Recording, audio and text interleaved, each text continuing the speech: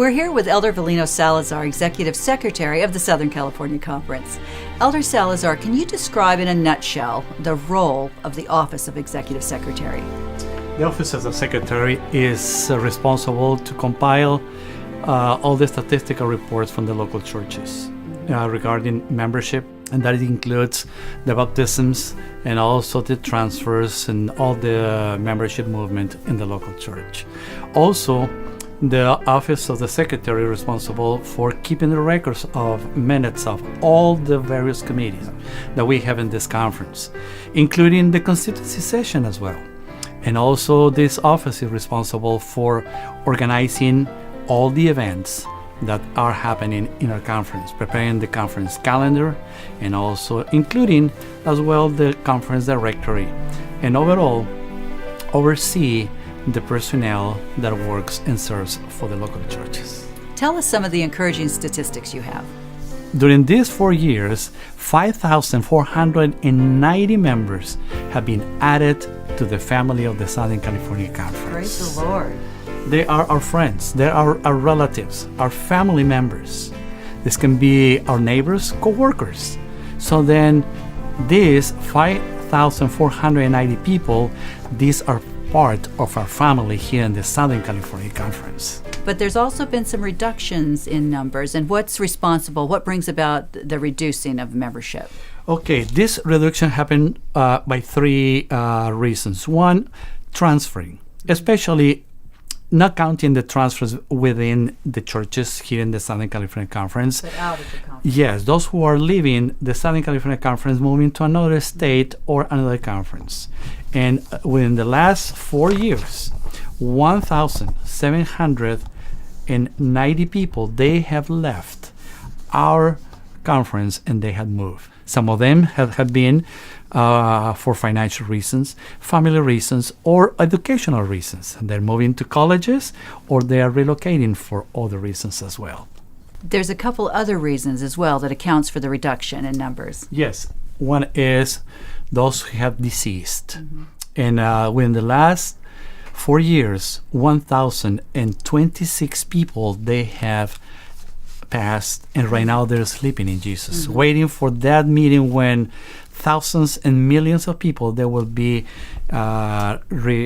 reunited with their families again.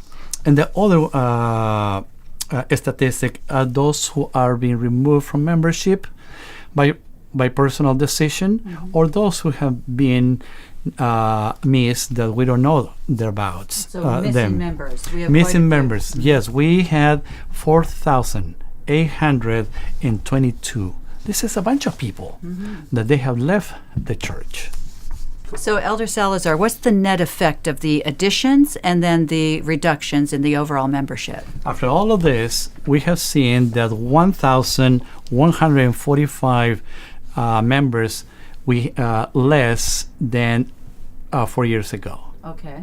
So then that represents 2.7% less membership that we had in 2011. Does this report concern you, and what do you think the reasons are that contributed to it? This report really concerns me because these are our family. One of the studies that we have been looking at with the Barna Group research and also with the Pew Research Center, they have identified one factor, that the immigration has been slow in recent years. This means that when the last 25 years of last century, an immigration boom came to the United States, especially to some states like California, Florida, Texas. These states, and Arizona, these states, they have a lot of people coming in. And especially now in our conference, we have seen that we have reduction of immigrant coming to our territory. They were ready to accept the gospel that we have offered to them. Other reason is that the second and third generation of these immigrant families, when they come here, they have realized that probably the churches where the parents they were attending, they are not fulfilling their needs. Another reason can be also that the secularism.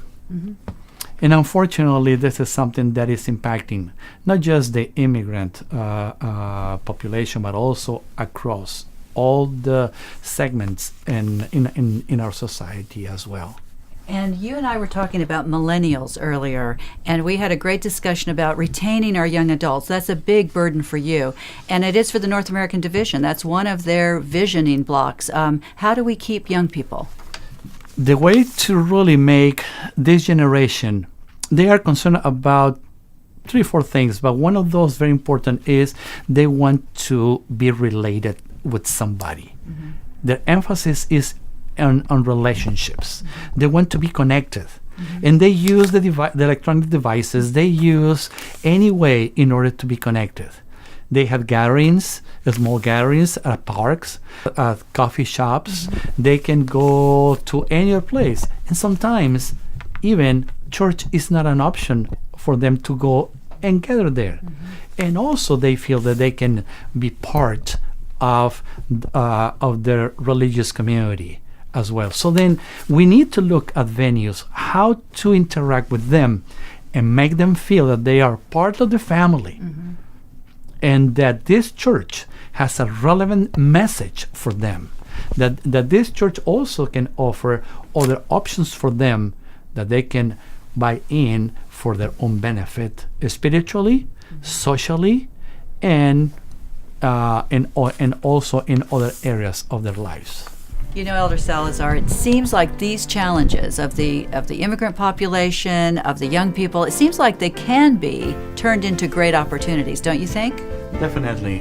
And this is a prayer that we constantly have, that the Lord can help us to really provide to this new generation, the millennials, that there are now, they are seeing the church that is not providing relevant things for the needs at this time. And we have to be creative. They have to be, sometimes go out of the box. Mm-hmm. Some of us, we're not easy to go out of the box. But in order for them to keep that relationship with Jesus Christ, we have to be opened. And this is an opportunity. Probably this is something that new ways, new methodology, mm-hmm. we need to present to them. One of the things that I was reading a few days ago is that the millennials, they're looking for relationships. And we have that relationship. They are interested in the environment. And we have also, they are interested in their health. We as a Seventh-day Adventist, we have that message. We have the product for them. Sometimes we have not presented this product in the best way possible or attractive to them. But this is something that we need to find ways how to, I will use this word, we need to market mm-hmm. our product in a way that can be attractive, because what we have is what they really are looking for. Absolutely. Well, what is your last appeal to the constituents today? What would you like to say? Praise God for what we have accomplished.